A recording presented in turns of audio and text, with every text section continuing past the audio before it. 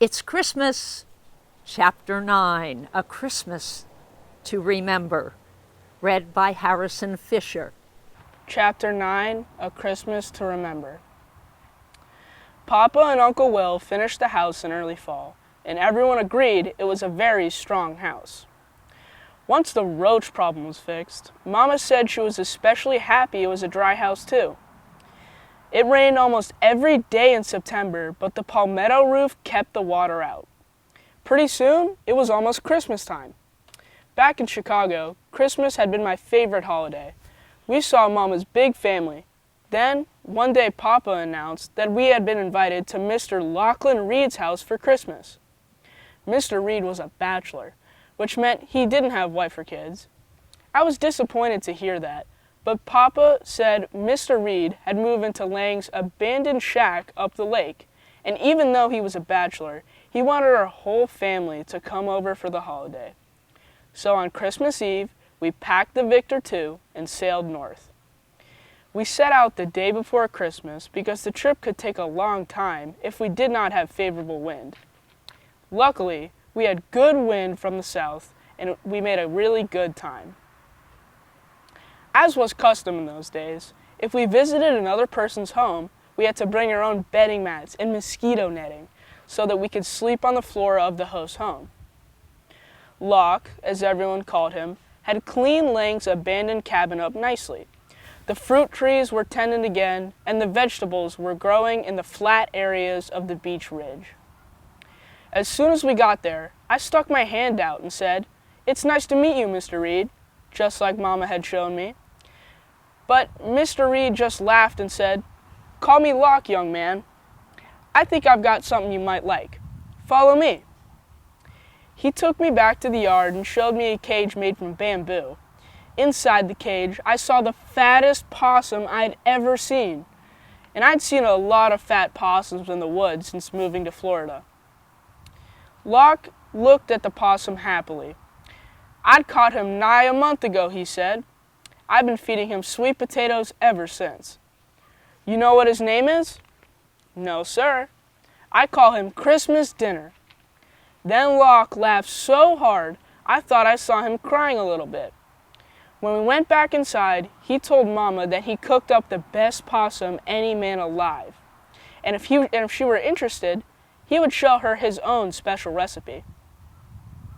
Mama didn't seem too thrilled about learning to cook a possum, but I'll admit I was pretty hungry and ready to try some of his roasted Christmas possum.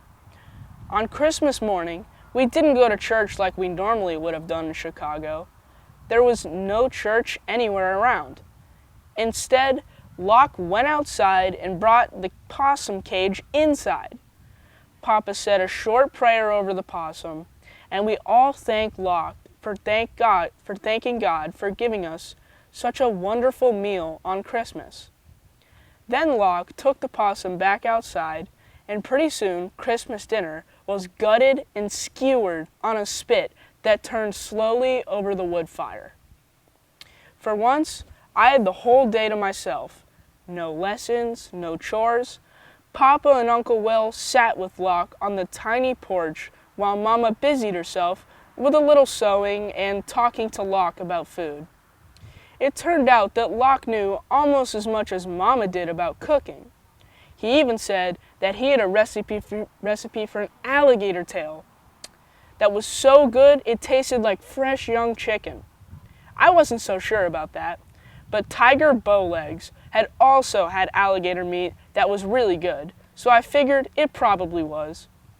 At noontime, we sat around a rickety wooden table and waited while Locke brought another platter over with the roasted possum claws draped over the sides. I'd been hungry while the possum cooked, but when I saw it on the table, my appetite disappeared. Locke had left the head and the legs and even the claws on the big fat possum, or at least he'd taken it off the spit. I saw Mama and Papa looking a little nervous also, but Locke just laughed and picked some of the meat off the possum. "Trust me," he said. And he was right. Once we started eating it, Mama declared it was the finest possum she'd ever have. Of course, Mama, like Papa and me, had never had possum before. However, the meat tasted like fresh young pig and was so delicious. Mama also made her famous biscuits, which were smothered in fresh cane syrup that had been sent to us by Captain Miles Burham in Cape Canaveral. For dessert, we had a prickly pear pie. Prickly pears are the bright red fruit that grow on cactus. The sandy pine woods of High Paluxo Island were covered with cactus, so Mama usually had plenty of prickly pears. The color was bright and beautiful, but the taste was a little boring. I thought prickly pear pie looked a lot better than it tasted.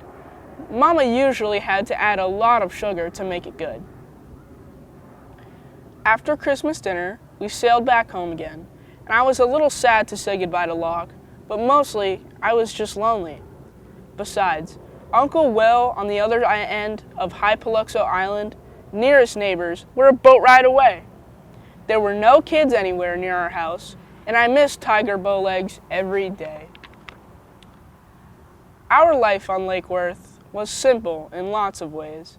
Papa didn't have any glass when he built our house, so our windows were just open, in holes in the walls with curtains and shutters.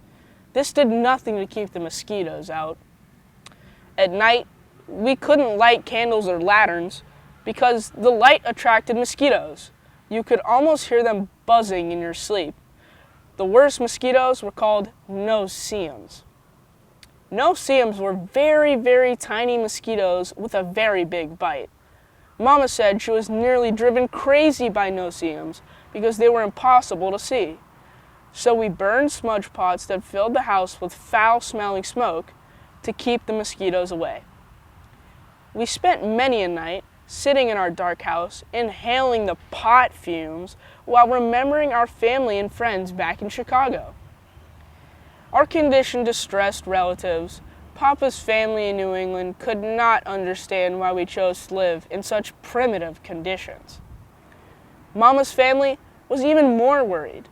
Her mother was a school teacher and was afraid that I was going to be raised with no education. As a result, they sent books whenever they could. The problem was that there was no regular mail service. The nearest post office was 120 miles north at Sand Point. Sometimes we didn't receive mail for months at a time.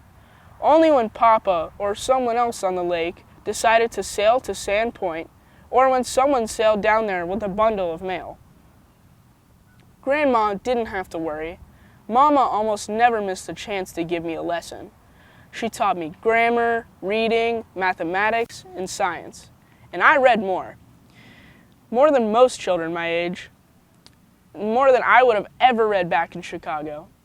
I especially liked the Greek myths, and I also read a new book called Roughing It by Mark Twain. It was about Mr. Twain's travels through the West. I wondered what Mr. Twain would think of me being stuck in a hurricane all night. When I wasn't working with Mama, Papa taught me about the stars and how clouds could make rain and how the moon pulls the ocean to create tides. We started planting. I'd worked with Papa in the vegetable patch, and he taught me about crossing different kinds of plants with each other to make new, stronger kinds. I was also a crack shot with my rifle, could tie any type of knot, rig any sail, and pilot any boat. I had also learned to speak some Miccosukee, the language of the Seminoles. Life on the Lake Worth was not bad at all. It was just different.